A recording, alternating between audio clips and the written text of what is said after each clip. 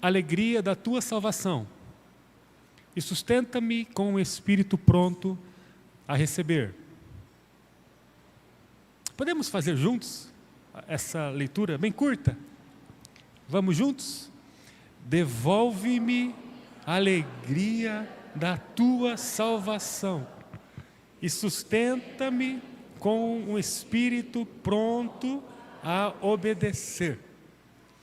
Essa oração já fez sentido para a sua vida em algum momento? Em algum momento você parou diante de Deus com a mais pura honestidade e disse: Senhor, devolve-me a alegria da tua salvação e sustenta-me com o espírito pronto a obedecer. Tema de hoje: as fissuras para o esgotamento. E eu desejo que você abra muito teu coração para aquilo que Deus há de nos falar. Não é novidade que os dias têm imposto sobre o mundo um nível de desgaste e de esgotamento descomunal, exagerado e em todas as áreas da vida. O mundo, ele já não vinha bem em sua estabilidade e todos nós vivemos nos últimos anos o evento mundial da Covid-19, essa pandemia que tocou todos os cantos do mundo.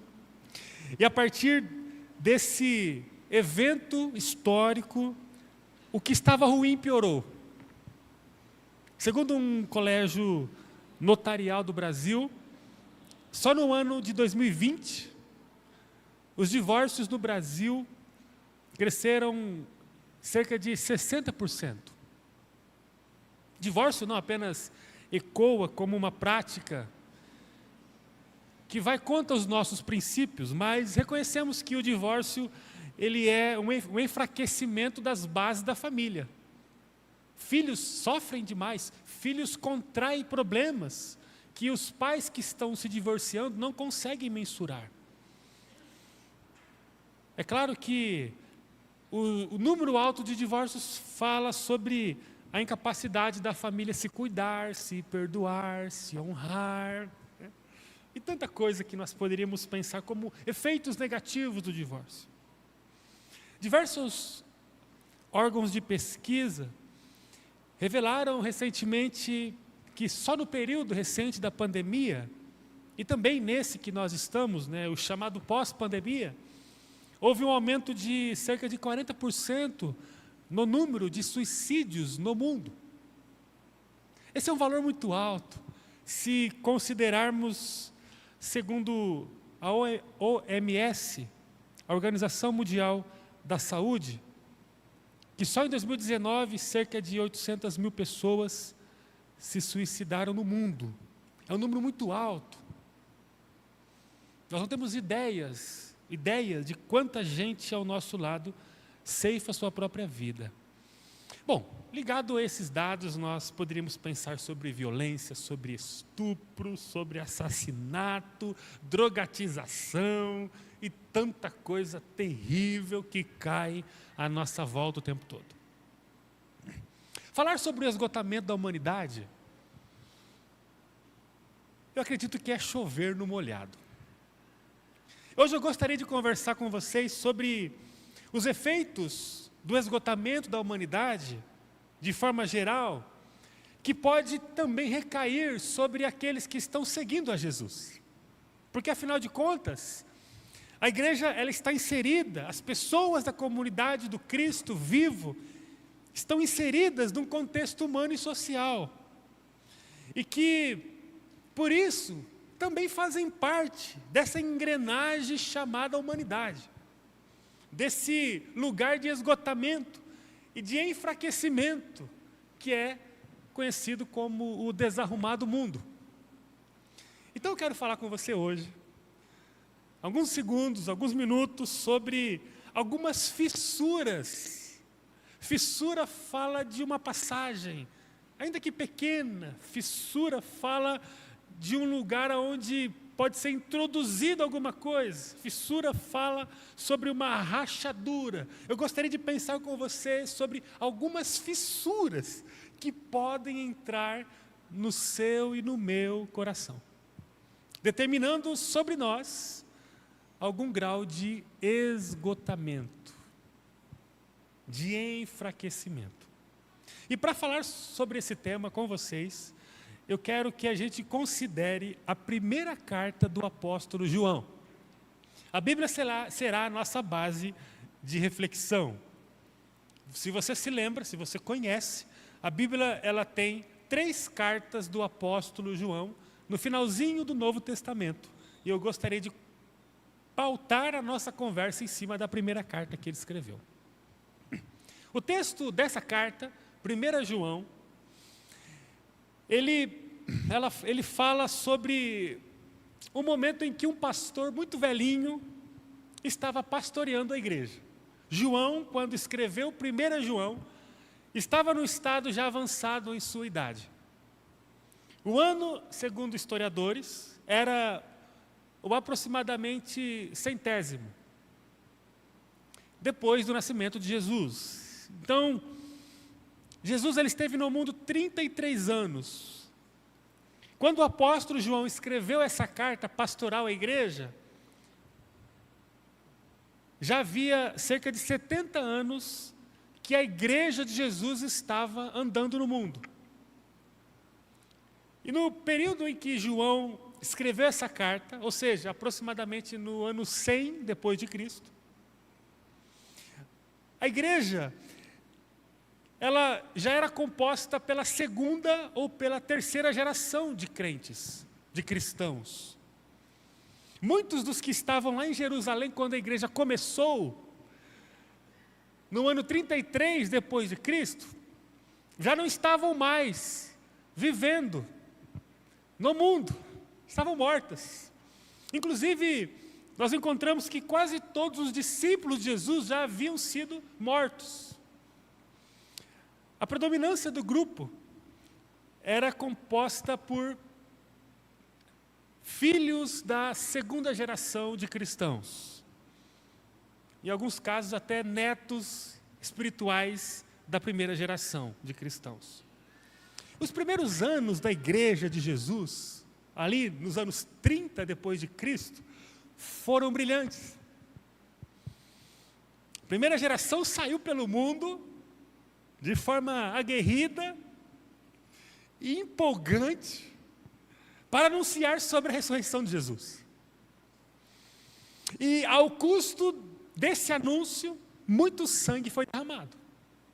A primeira geração de cristãos saiu pelo mundo gritando que Jesus era o Senhor. E eles não contabilizaram o preço, o custo, a entrega para cumprir tal missão. Muitos morreram na missão. Os milagres eram notórios nesse período, por todos os cantos.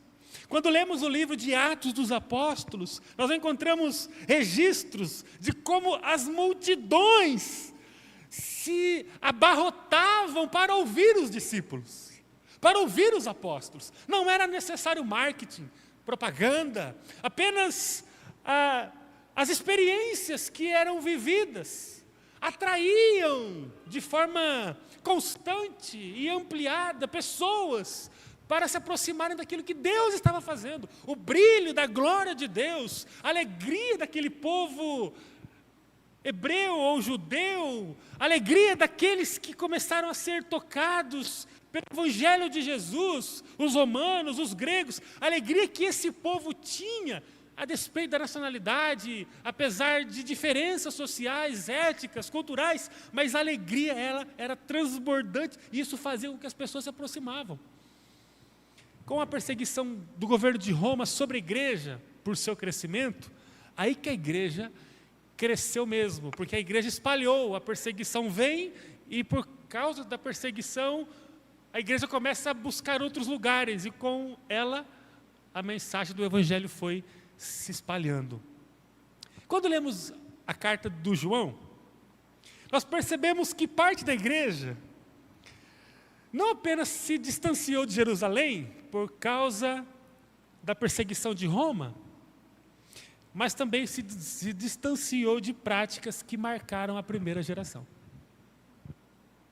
A igreja do final do primeiro século mantinha alguns hábitos, mas não tinha a mesma fervência, a mesma paixão, a mesma entrega que a primeira geração tinha. O povo continuou no caminho, mas com o primeiro amor esquecido. Isso inclusive que nós vamos encontrar em Apocalipse capítulo 2, quando o próprio João, ele vai dizer que a igreja abandonou o primeiro amor, como tinha no princípio. O público que recebe a carta de João já havia perdido todo o entusiasmo a respeito da caminhada com Jesus. A gente encontra uma igreja esgotada. A gente encontra uma igreja que estava abatida. Eu quero compartilhar com vocês, portanto, para entrarmos na parte final, alguns segredos que nós encontramos na primeira epístola de São João, no combate do esgotamento. Porque ele identifica uma igreja esgotada e o Espírito Santo passa a usá-lo na ministração, na orientação, no renovo da própria igreja, com palavras direcionadas a uma igreja esgotada. E nós podemos aprender algumas coisas, para não deixarmos a nossa vida com fissuras, com brechas, para que o esgotamento possa chegar. Estamos abertos para essa palavra? Amém? Vamos lá então. Primeira coisa que nós encontramos no texto de 1 João a respeito das fissuras do esgotamento. Para fecharmos as fissuras do esgotamento, e se você está disposto a cuidar do teu coração e da tua vida, e fechar todo tipo de vazão que possa esgotar você integralmente, seja da área que for ou no nível que for. Primeira coisa que nós aprendemos com essa igreja que foi esgotada, que foi abatida, que estava cansada, é que nós precisamos regularmente confessar a Jesus o que nós somos e o que nós fazemos. Em nome de Jesus, a igreja precisa encontrar o caminho da confissão. A igreja no primeiro século se dobrava diante do Senhor. Principalmente aquela igreja precursora, aquela que começou o movimento ao lado de Jesus, ao lado dos apóstolos, Pedro, Tiago, Paulo. Mas com o passar dos anos a igreja foi perdendo a força da disciplina da confissão. 1 João, eu quero então citar os textos, você pode acompanhar comigo. 1 João, no capítulo 1, no versículo 9, a Bíblia nos diz: mas se confessamos nossos pecados, Ele, Jesus, é justo para perdoar nossos pecados e nos purificar de toda injustiça. A Bíblia nos diz que o perdão e a purificação, eles advêm de uma prática que coloca o cristão, o Filho de Deus, declinado num ato de confissão. A Bíblia diz que a purificação é produto da confissão, que aqueles que confessam encontram o perdão e a purificação, mas aqueles que não confessam não vão encontrar a purificação mediante o perdão. Interessante pensar que não é todos que encontram a purificação, inclusive no contexto da igreja. E quando não se há purificação, naturalmente se impõe uma cena, um estado de sujeira. Porque a vida, o mundo se encarregam de trazer diante de nós sujeiras. Sem a confissão a Cristo, uma pessoa abre a sua vida para a sujeira. E a partir da sujeira, essa pessoa começa a viver o esgotamento. Grave uma coisa: tudo que é sujo não funciona bem. Tudo que tem sujeira trava no seu procedimento mais natural possível. Tudo que tem terra não consegue desenvolver-se bem. E a gente encontra na Bíblia uma clareza nessa orientação a respeito da vida cristã. O justo precisa ter uma prática de confissão ao Senhor. João teve que colocar luz diante da igreja a respeito desse tema. O óbvio sempre precisa ser dito.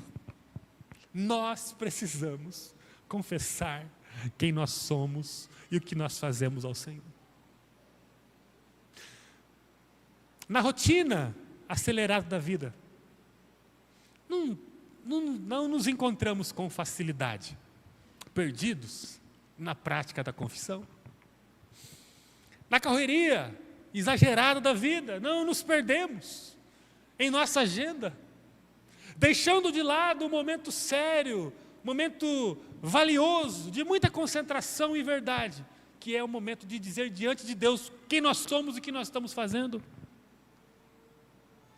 Se o pecado está em nossa vida todos os dias, porque ele está, segundo o próprio texto, no versículo anterior, o versículo 8 diz que se nós afirmarmos que nós não temos pecado, enganamos a nós mesmos.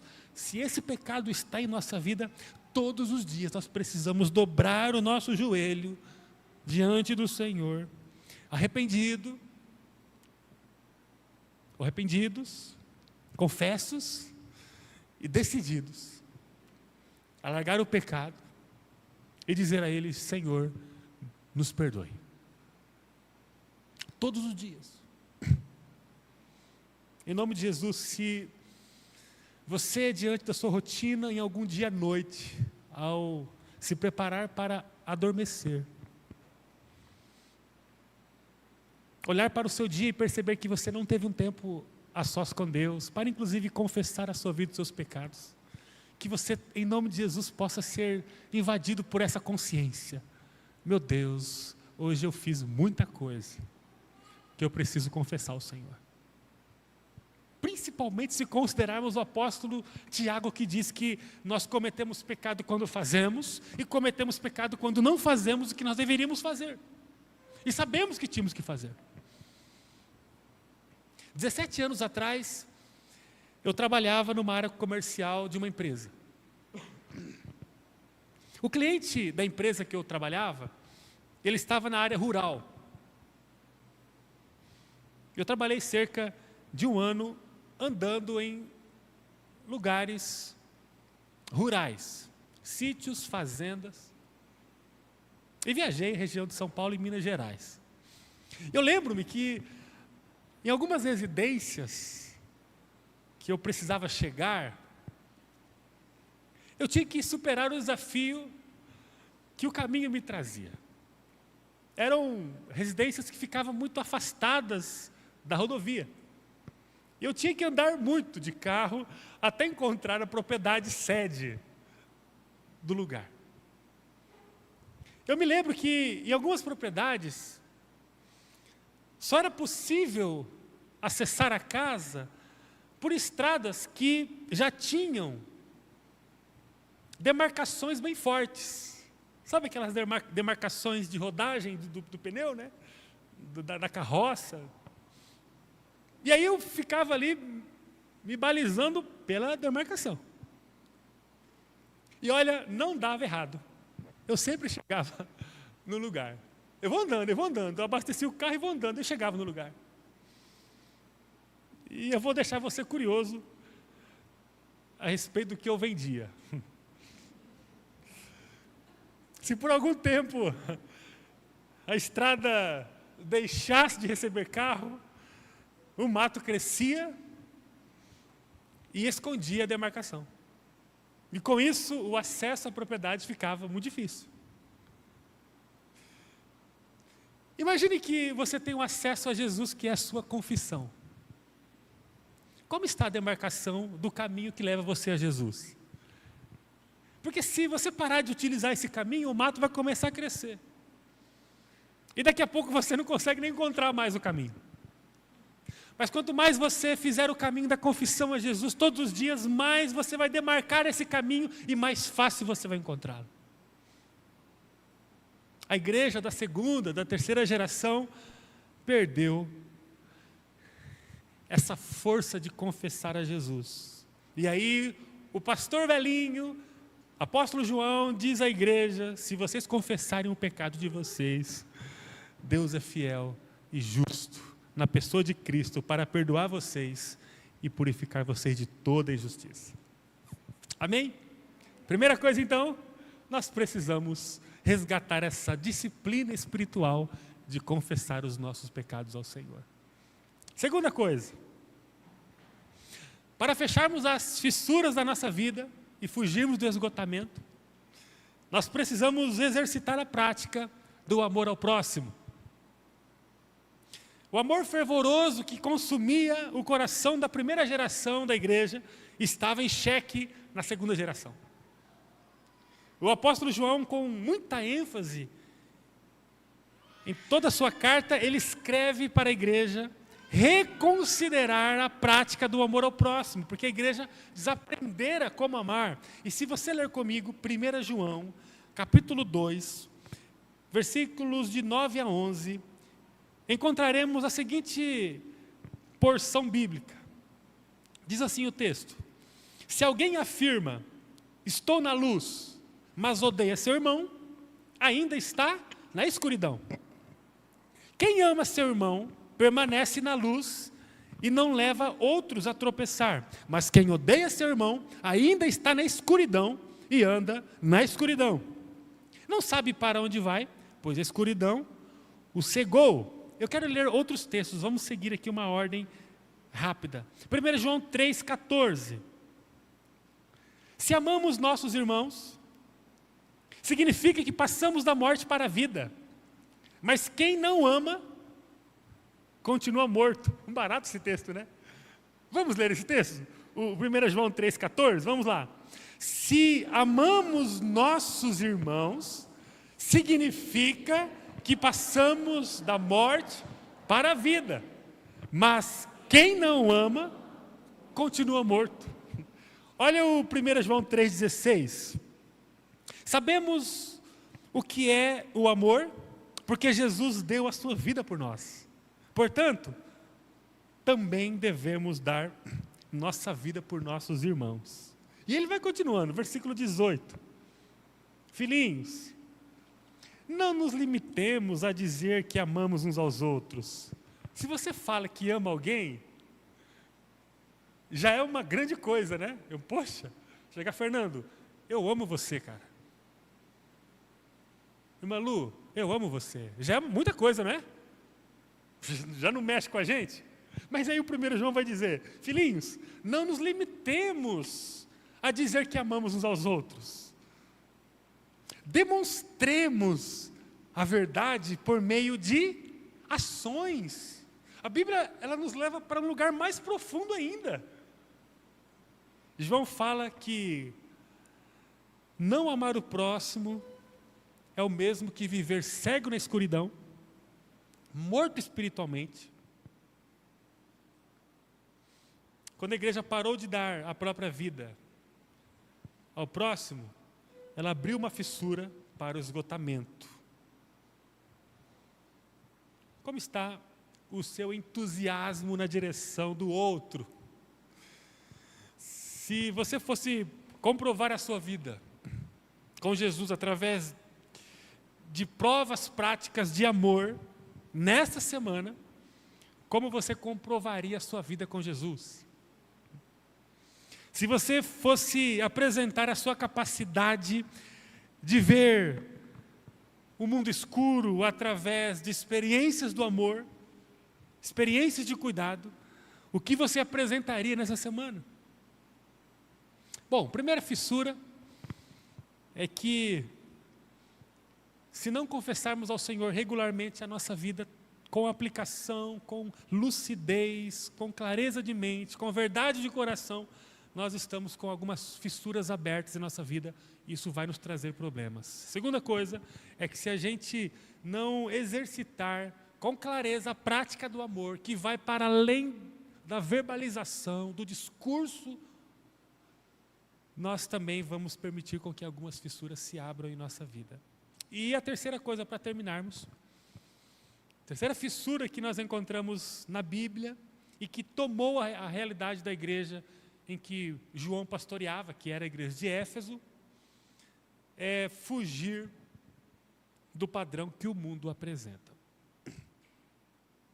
A igreja da segunda geração, ela começou a se parecer muito com o mundo.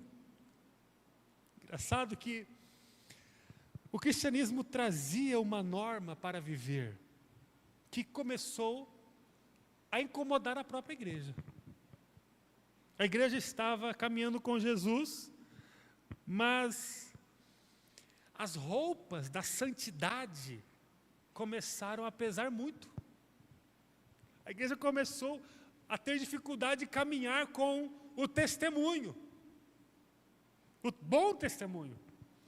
O evangelho que a primeira geração viveu, ele foi marcado por pureza moral, por ética sexual, foi marcado por práticas de bondade, de serviços, perdão. Uma igreja que trouxe um resultado claro para o mundo da manifestação do poder do Espírito Santo. Mas a segunda geração perdeu isso. Eu quero ler outro texto de 1 João 2,15 para embasar essa terceira fissura.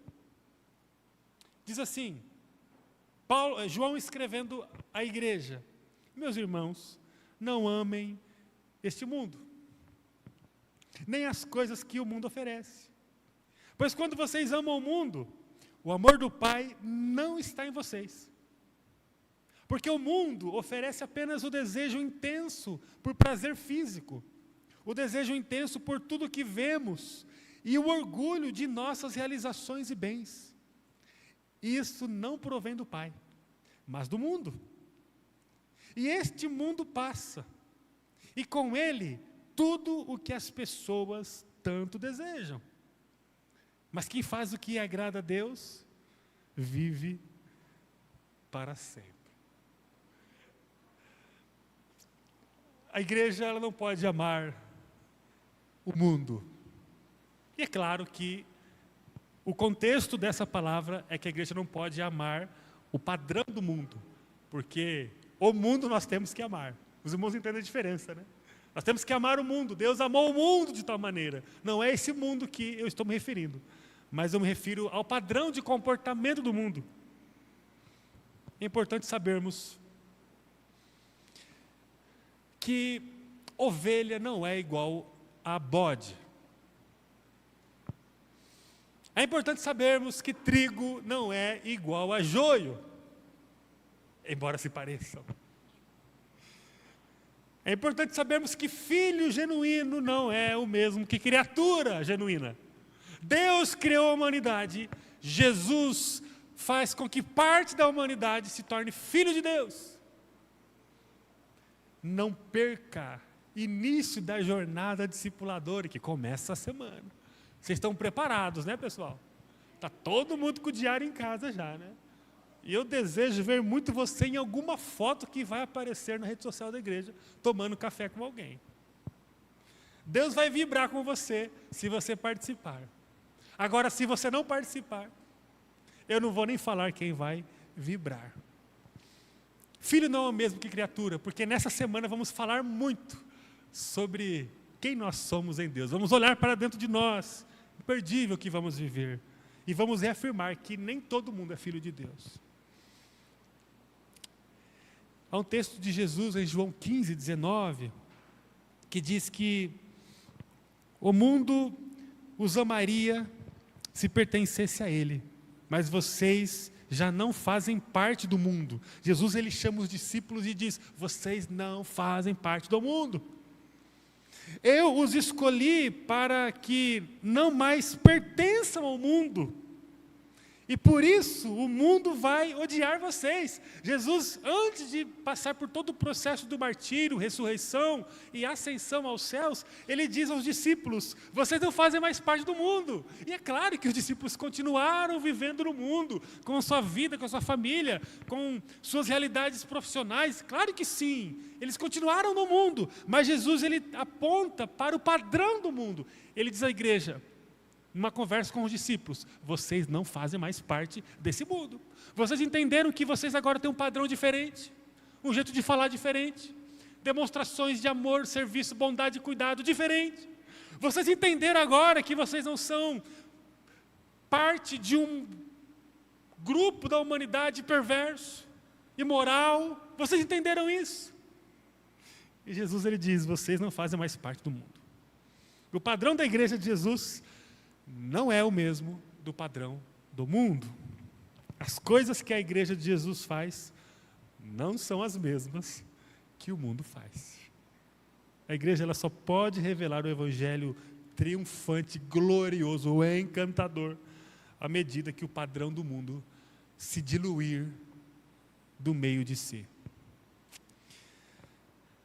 Fecharemos as fissuras da nossa vida contra o esgotamento que é tão presente nos dias atuais, se aprendermos a viver a confissão a Jesus. Se aprendermos a aprimorar nossa prática de amor ao próximo. Se rejeitarmos todo o padrão de comportamento que o mundo nos oferece. Dessa forma, receba isso em nome de Jesus nessa noite. Você vai fechar fissura por fissura na sua vida. E você não vai se esgotar. Você vai viver de renovo em renovo. E cada dia mais forte. Cada dia mais forte. Porque você vai atentamente viver uma prática de confissão a Jesus. Porque você vai atentamente buscar todas as oportunidades para amar pessoas. E porque você vai rejeitar toda a sujeira que o mundo vai oferecer a você. Que Deus possa fixar essa palavra no nosso coração. E ouça novamente essa mensagem durante a semana. E permita que a sua vida feche todas as fissuras que você pode ter. Você pode orar comigo agora? Uma oração de entrega ao Senhor. Feche seus olhos e diga ao Senhor sobre o que está no teu coração agora. Faça uma avaliação quanto à forma que você tem tratado a confissão a Jesus. Será que você passa uma manhã inteira sem confessar coisas a Jesus? Será que você passa uma tarde toda ou um dia todo sem confessar coisas que alcançaram o teu coração? Será que na prática regular da sua vida, no padrão regular da sua semana, a confissão a Jesus, ela não tem um lugar de importância? Será que você passa facilmente uma semana sem olhar para Jesus e dizer: Senhor Jesus, eu preciso que o Senhor me perdoe? Porque são tantos pensamentos que vêm à minha mente, são tantas palavras que eu pronuncio que não estão de acordo com a tua vontade. São tantas coisas que eu deveria fazer, que eu poderia fazer a mim mesmo e não faço. Coisas que preservariam a minha vida, coisas que arrumariam a minha vida, mas eu não faço. Senhor, tantas coisas que eu poderia fazer dentro da minha casa, mas Senhor, eu não consigo fazer. Eu queria pedir perdão ao Senhor. Senhor, tanta coisa que eu poderia fazer dentro do meu trabalho, mas eu não consigo fazer. Tantas oportunidades para orar com pessoas, mas eu não consigo orar. Senhor, tantas oportunidades para ser uma palavra de esperança para o desesperançado, mas eu não consigo dar. Senhor, me perdoe, Senhor. Me perdoe pelas coisas que eu vi, pelas coisas que eu assisti, pelas coisas que eu toquei. Senhor, me perdoe, Senhor, me perdoe. E com o coração arrependido, precisamos buscar essa prática da confissão diante do Senhor. Será que você está com dificuldade de ter uma vida regular de confissão a Jesus? Ou todas as vezes que você vai até Ele, você vai com uma lista infindável de coisas que você quer receber, de oportunidades que você quer viver, de experiências que o teu coração anseia? Será que diante de Jesus você só vai como aquele faminto que chega diante de uma prateleira para pegar coisas da boa degustação, coisas que vão saciar o estômago? Será que Jesus para você, para mim, é essa fonte de recursos apenas? Mas que o Espírito toque na nossa vida agora e coloque a nossa vida diante de uma reflexão profunda de que nós precisamos confessar a Jesus a nossa vida. Porque se não tivermos essa regular prática, nós vamos nos perder do caminho do esgotamento. E quanto ao amor ao próximo? Jesus, tem misericórdia de nós. Há tantos que precisam ser tocados por nós. Será que a gente está preso no nosso jeito difícil de ser, nas nossas limitações de comunicação, ou quem sabe de sentimentos amargos que brotaram e persistem no nosso coração, fazendo-nos incapazes de amar, de não apenas pronunciar palavras de amor, mas autenticar essas palavras com comportamentos, com ações de amor? Em nome de Jesus, peça ao Senhor misericórdia para que você tenha uma semana com práticas reais de amor. Tenha coragem de amar as pessoas, de dizer às pessoas que elas são importantes para você, de dizer às pessoas o quanto você as ama. Em nome de Jesus, vamos ser tocados ao Senhor nesse momento e vamos ser curados quanto a isso. Ou será que você está enroscado em algum comportamento do mundo? Alguma coisa que envergonha Jesus, alguma coisa que não está na lista de comportamento basilar do Evangelho, alguma coisa que você tem feito que destoa da sua própria declaração de fé. Tem alguma coisa que você tem feito que está fora do padrão do Evangelho, mas que está bem encaixado no padrão do mundo? Deus, permita que a nossa vida seja purificada nesse momento. Nós confessamos ao Senhor os nossos pecados, e nós não queremos ser parecidos com a igreja da segunda geração, uma igreja que perderam o amor, uma igreja que não conseguiu se manter no trilho da entrega integral, da devoção ardente, do comportamento marcado por paixão, por amor. Senhor, nós não queremos ser parecidos com a igreja da segunda geração. Portanto, nós pedimos ao Senhor, Deus, que todas as fissuras do esgotamento sejam fechadas em mim e em cada um dos meus irmãos que está sentado nessas cadeiras. Que cada um, Senhor, seja visitado pelo renovo do Senhor. Que cada um tenha as escamas removidas dos olhos. Eu suplico a Ti, Senhor, que todos que estão aqui e todos que estão acompanhando essa celebração pela internet, todos os que vão ouvir essa mensagem ao longo dos dias, em nome de Jesus, ministre o favor do Senhor de uma forma contundente, de uma forma transformadora. Ministre, Senhor, a glória do Senhor sobre a nossa vida. Faça de nós, homens e mulheres, que sejam tomados diariamente, não apenas pela consciência, mas pela prática da confissão a Ti. Que possamos despojar diante do Senhor todas as nossas fraquezas, os nossos medos, os nossos delitos. Senhor, que aquilo que nascer na nossa vida possa morrer no altar do Senhor, diante da prostração, da entrega, dos joelhos dobrados, diante de palavras de arrependimento. Que tudo aquilo que frutificar na nossa natureza pecaminosa possa ser extirpado pela força do sangue de Jesus, mediante a confissão.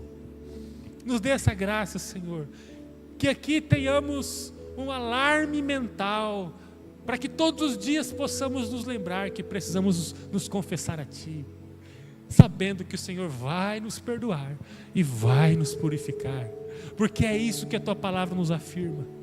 Se confessarmos os nossos pecados a Ti, o Senhor vai nos perdoar e vai nos purificar, e purificados seremos melhores, mais fortes, vamos atrair melhor as pessoas para a luz do Senhor, para a alegria do Teu Espírito, para a paz que excede o entendimento.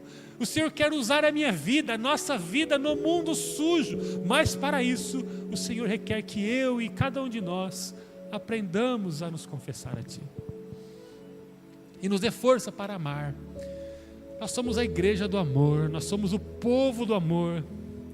Não apenas um povo que ama com palavras, mas um povo que ama com comportamento. Eu suplico ao Senhor, prepara a minha vida e a nossa vida na prática do amor. E que todo padrão do mundo, para a glória do Teu nome, comece a ser removido da nossa vida.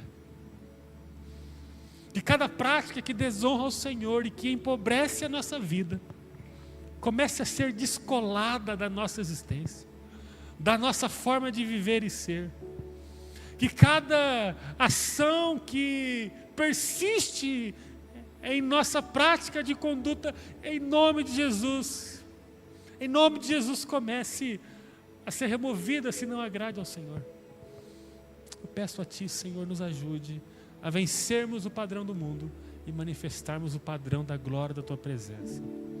Que seja assim, Senhor. Recebemos a Tua palavra nessa noite e nós vamos sair daqui conscientes de que essas fissuras, elas não continuarão existindo em nossa vida, se por acaso estiverem presentes em nós, pela obra e pelo favor de Jesus. E nos ajuda a todos os dias vencermos nossas limitações, para que possamos fechá-las totalmente, para que possamos viver bem e para que possamos cumprir bem o propósito que o Senhor tem para nós. É a nossa oração agora, para a glória de Jesus, o nosso Senhor. Amém.